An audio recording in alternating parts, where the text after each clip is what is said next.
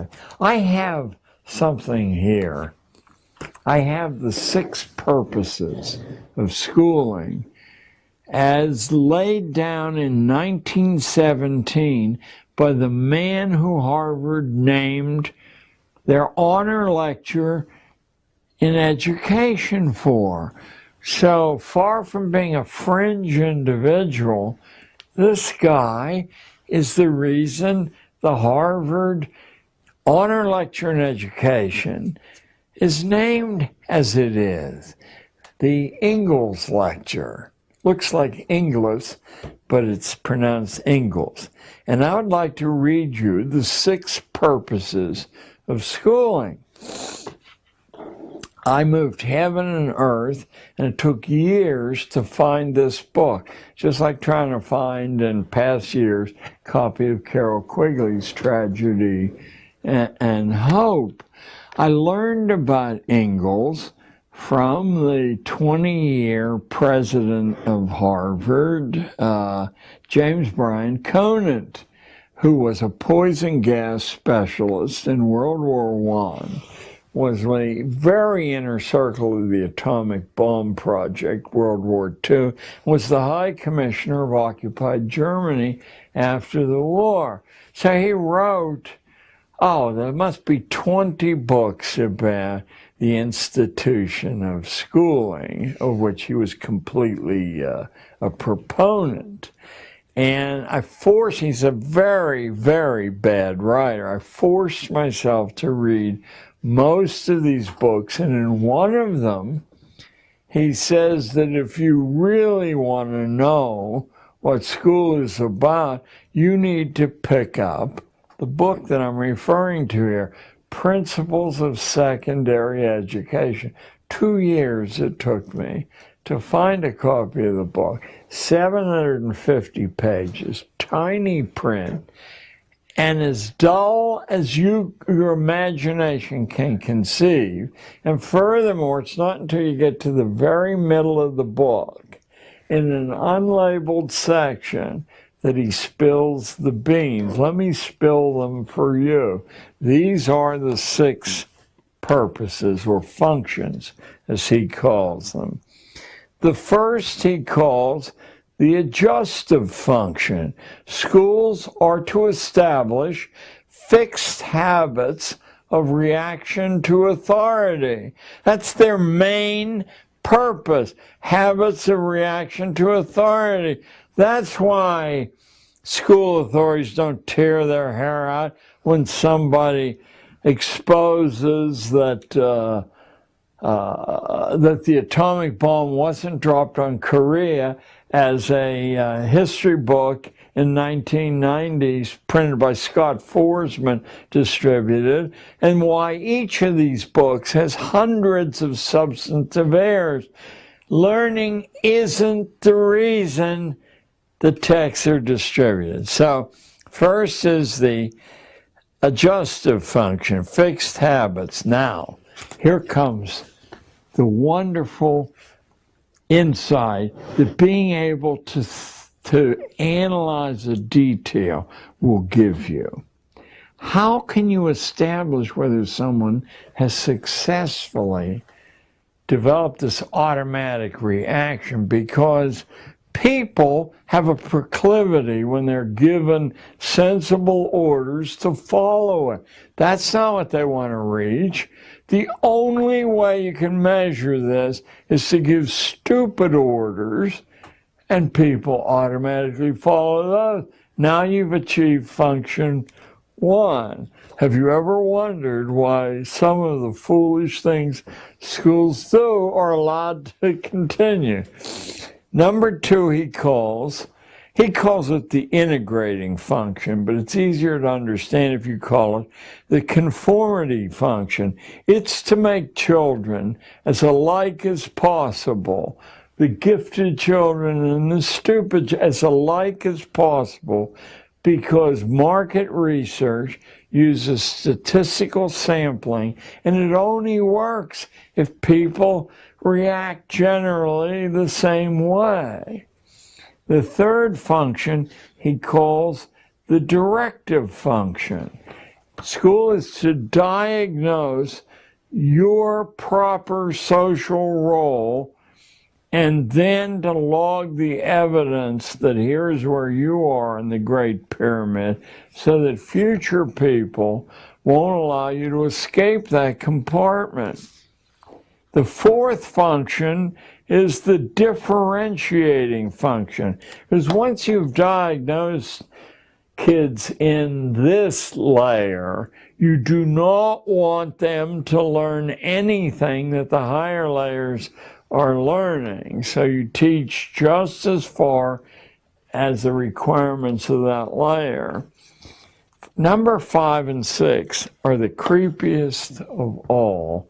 Number 5 is the selective function. What that means is what Darwin meant by natural selection.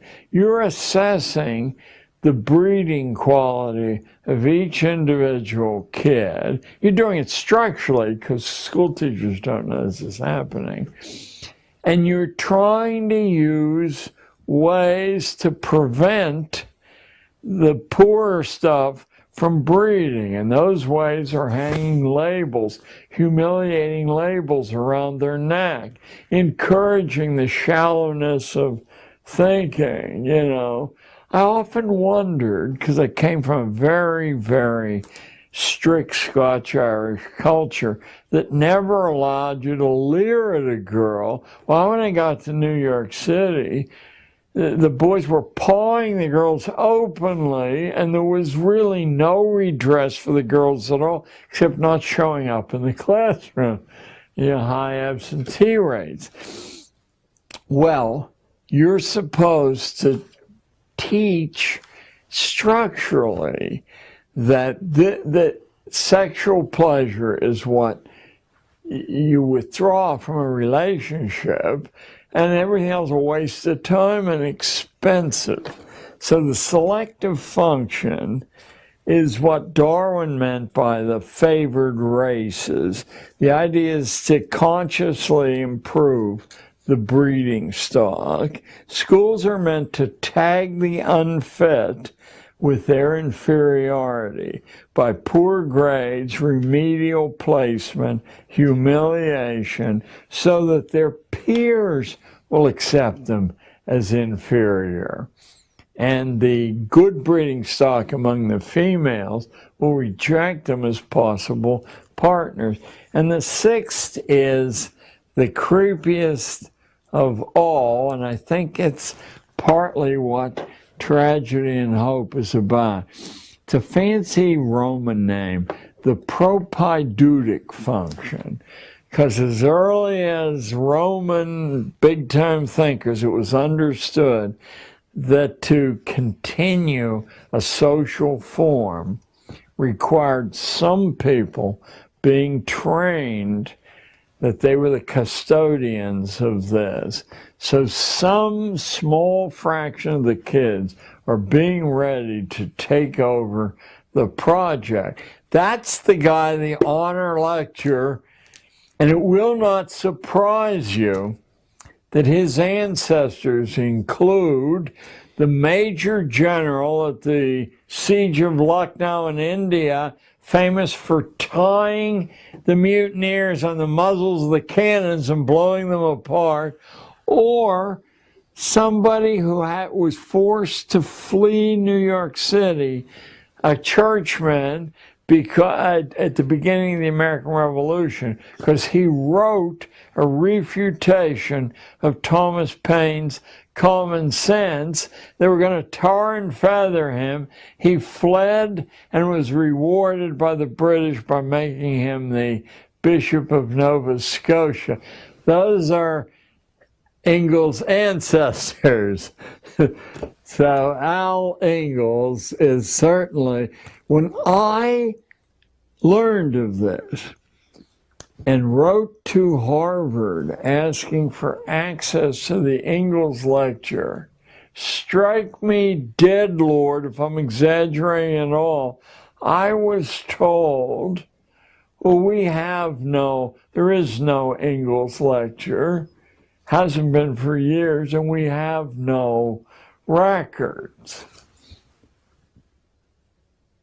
It was the same thing that happened when I discovered that Elwood P. Cubberley, the most influential schoolman of the 20th century and the bionomics genius, had been the elementary school editor of Houghton Mifflin. And I wrote Houghton Mifflin, if there are any records, and they said, we have no record of anyone named Elwood P. Cubberley. Now Harvard's telling me there's no Ingalls lecture.